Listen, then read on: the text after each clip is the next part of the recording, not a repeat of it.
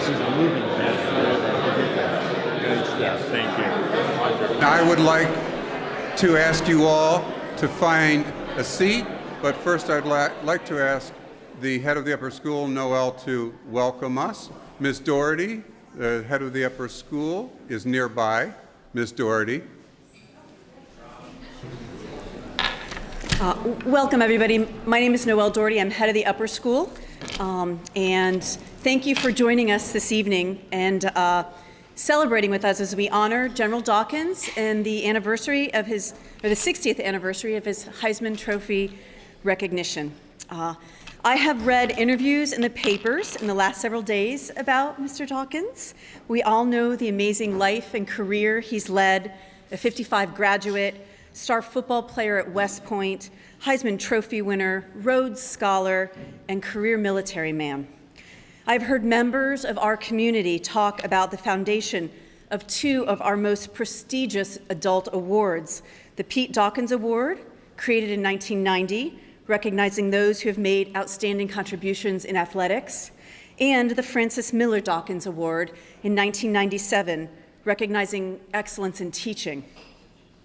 The recipients of these awards comment frequently on what this acknowledgement has meant to them, not only within the Cranbrook community, but also in their educational careers as a whole. But to really earn a sense of Pete Dawkins is to hear him speak in person and share with wit, grace, and a healthy measure of humor his reflections on life. And as he commented earlier this week, his attempts on retirement. He spoke to our football team yesterday and gave them a pep talk I know that they will never forget. And he honors us this afternoon by sharing some of his thoughts about a Cranbrook life. So welcome, everybody, and I will turn things over to Mr. Charlie Shaw.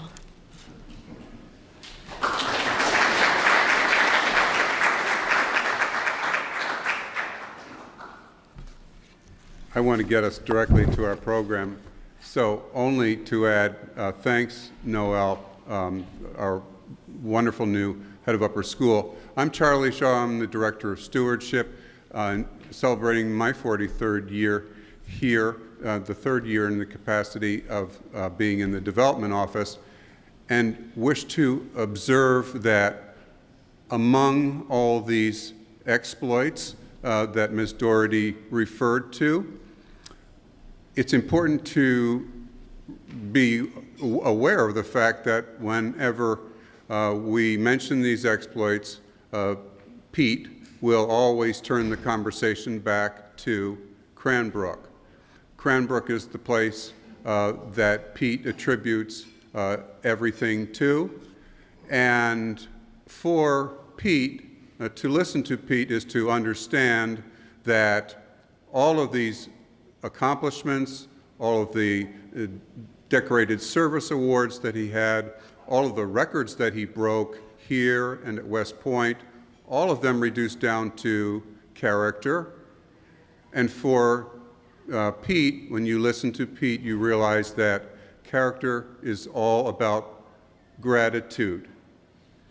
In my opinion, Pete's life reads like a book on how to express gratitude from childhood for the Raish family, who protected his family for 4 years while his father served in World War II, for his mother, Francis Miller Dawkins, who was relentless in attaining a scholarship for Pete here, for wonderful coaches and mentors, Coach Fred Campbell, who loaded Pete up and put him into a car and said, "We're going to take you to West Point." The rest was history. For Ben Snyder, who taught Pete to value questions.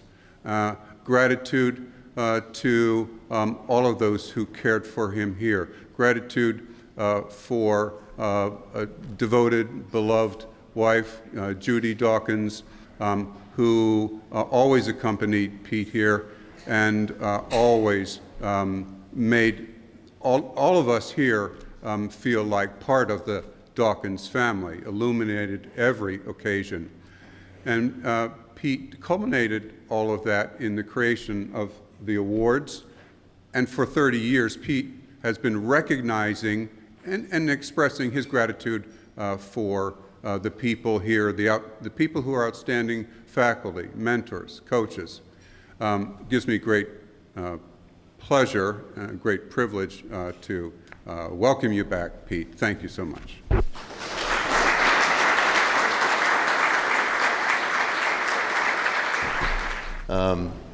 It's been a delightful visit so far, and we're just getting started. But I'm just so pleased to have a chance to share some thoughts with all of you. And you know, the first thing that comes to my mind is the fact that I'm really spoiled. I'm terribly spoiled. I've had the opportunity to study at the most beautiful places on the face of the earth. And I think about West Point.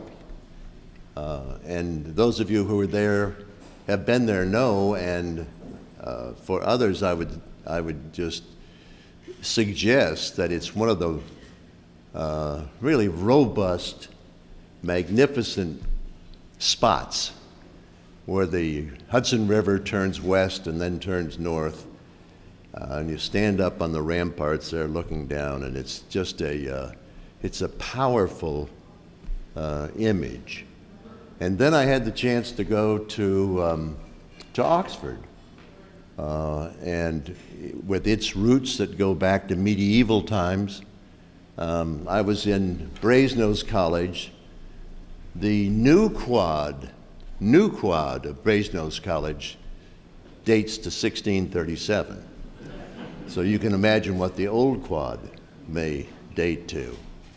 And then I spent several years at Princeton, another gorgeous place and a wonderful institution.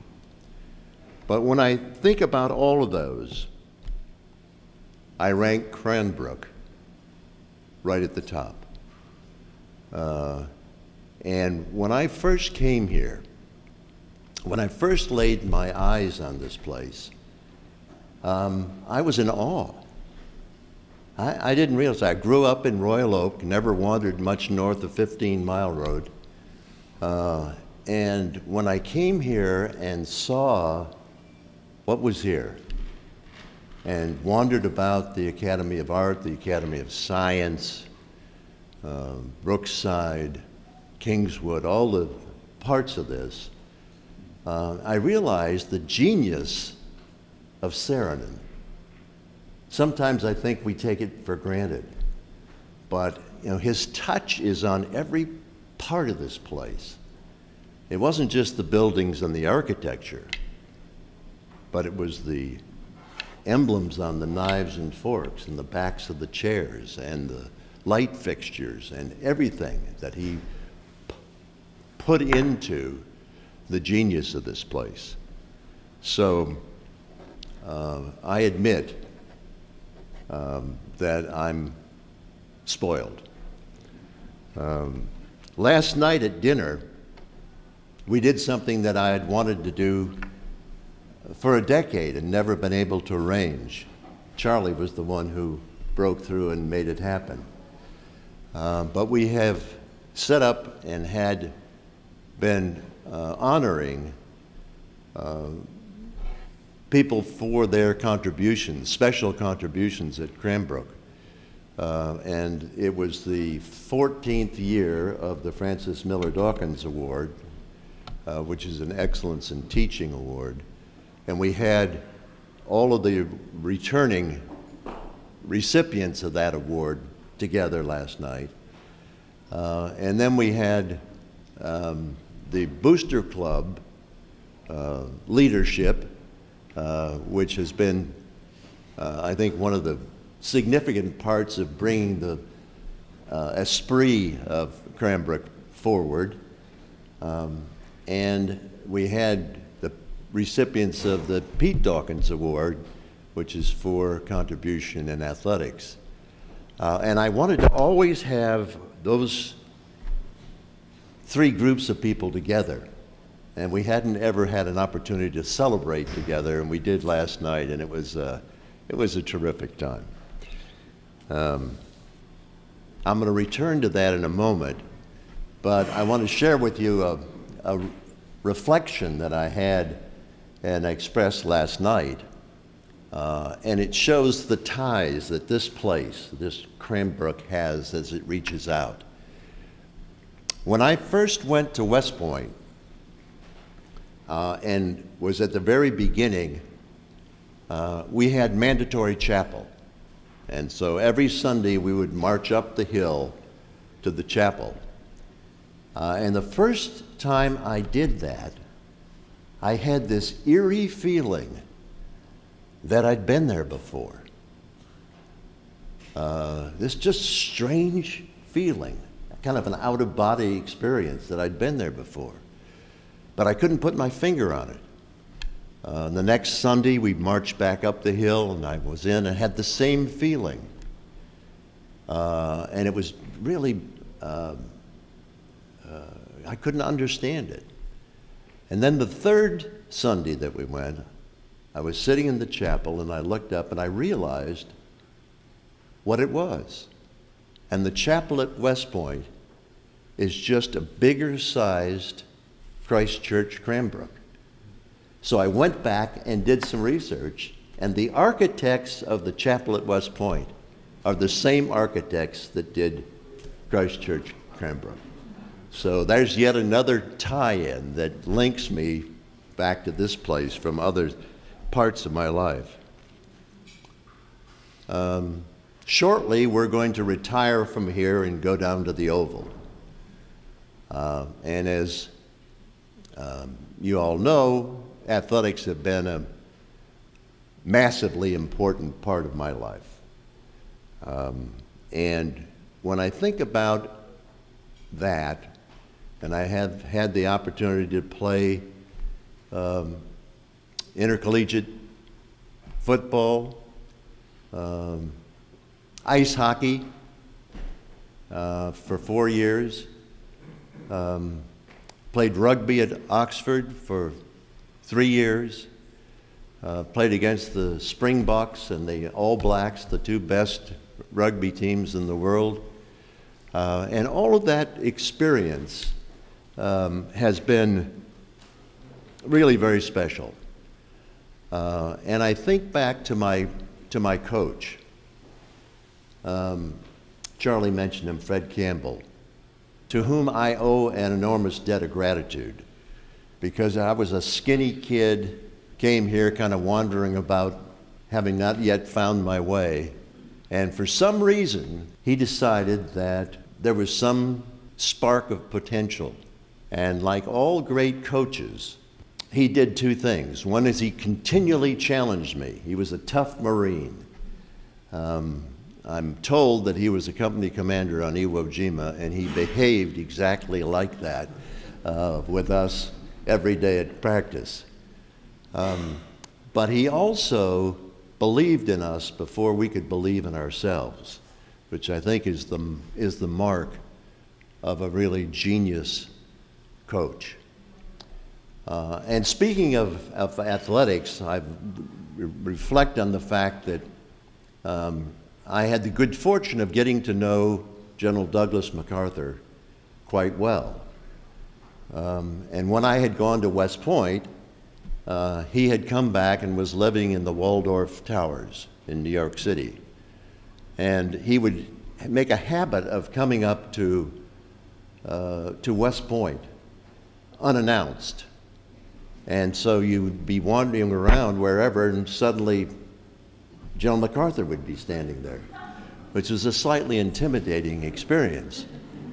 I recall one occasion where I had not performed a block correctly in practice, and the coach had torn giant chunks of flesh off me and dispatched me to the sidelines, and I threw my helmet down on the ground and uttered a rude comment.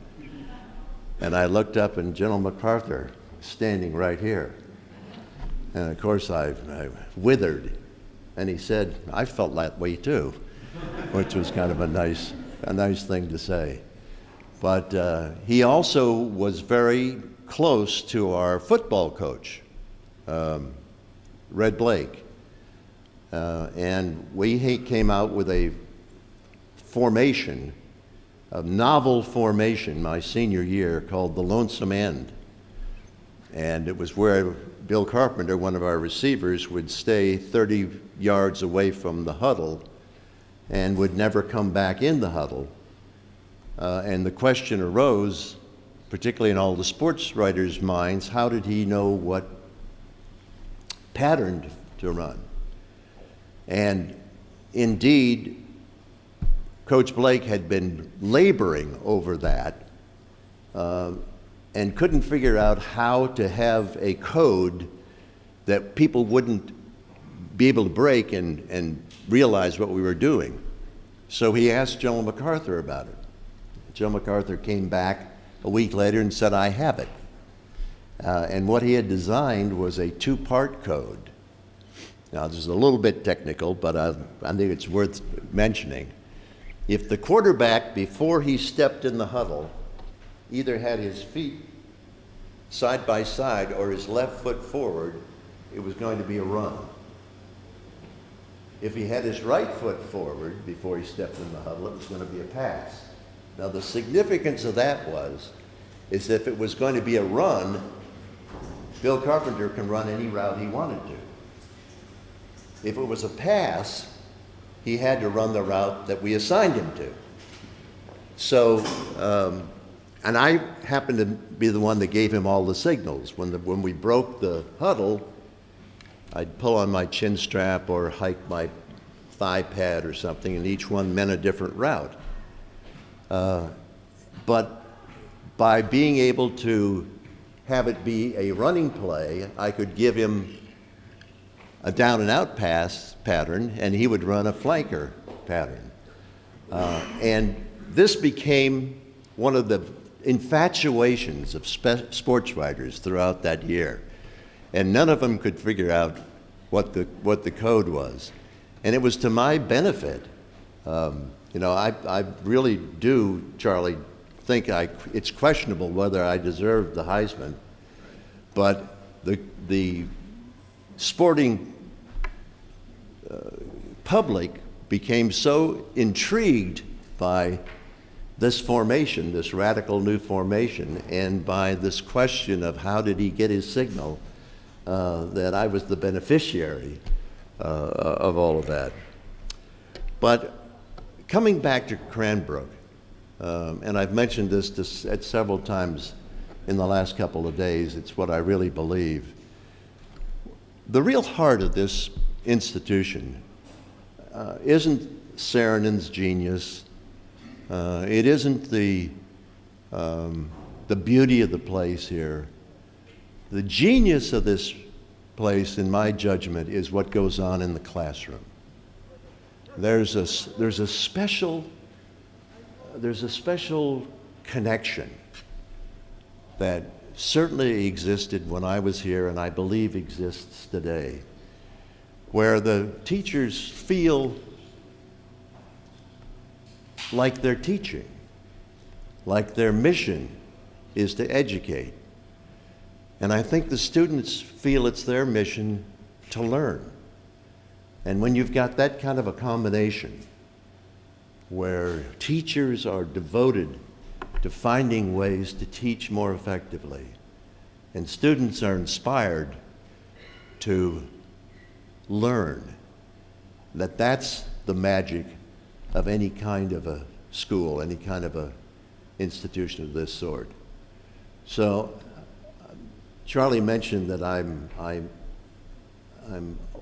often will describe how much I feel I have benefited from and been helped by this place, and it's where I come back to. It's home to me, and being able to return, meet as I did all the ball players yesterday, see the faculty, know them, watch what goes on here, it's an extraordinarily special place.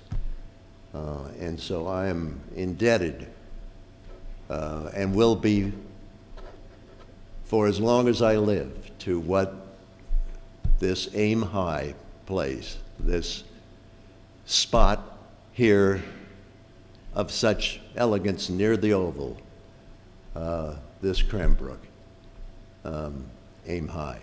Thanks very much.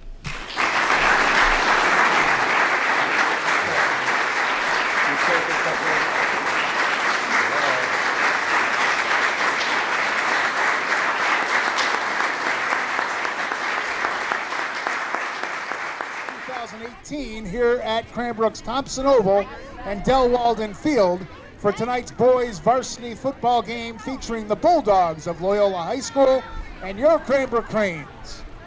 And now if we can turn our attention to the 50-yard line. We would like to start this evening by recognizing 1955 Cranbrook alumnus General Pete Dawkins. 2018 marks the 60th anniversary of his selection as the 1958 recipient of the coveted Heisman Memorial Trophy Award by the Downtown Athletic Club. The Heisman Trophy is awarded to the NCAA's most outstanding player in college football, whose performance best exhibits the pursuit of excellence with integrity and who epitomizes great ability combined with diligence, perseverance, and hard work. Pete Dawkins entered Cranbrook in the 9th grade and was a 3-year letterman in football and baseball, where he earned all league honors at quarterback for the Cranes football team and served as captain of the Cranbrook baseball team.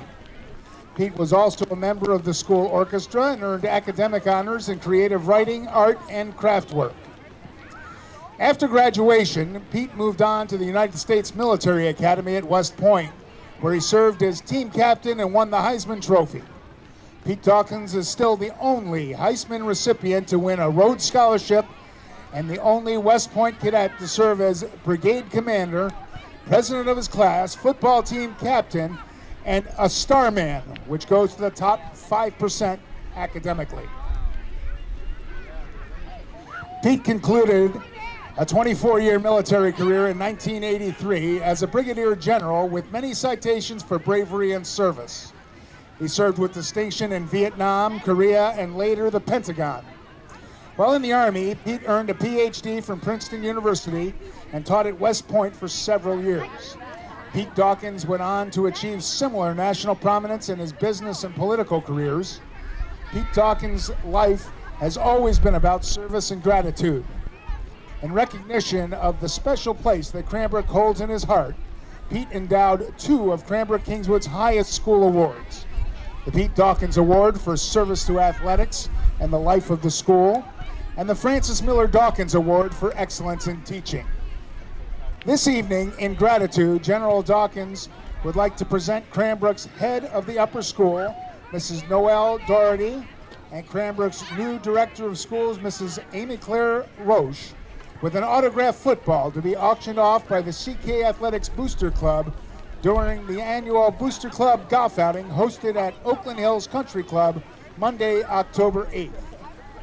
Thank you, Pete Dawkins, for this wonderful auction item and your contribution to the Booster Club.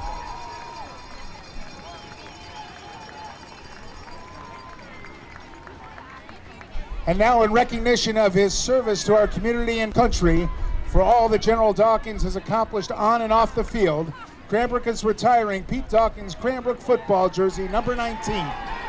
Ladies and gentlemen, tonight the entire Cranbrook community honors Cranbrook alum and 1958 Heisman Trophy winner, General Pete Dawkins.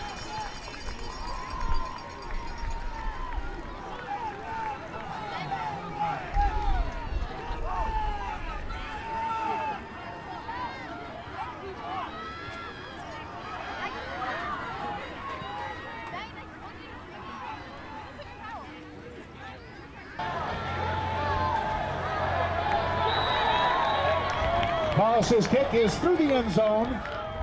Loyola will have it 1st and 10 at the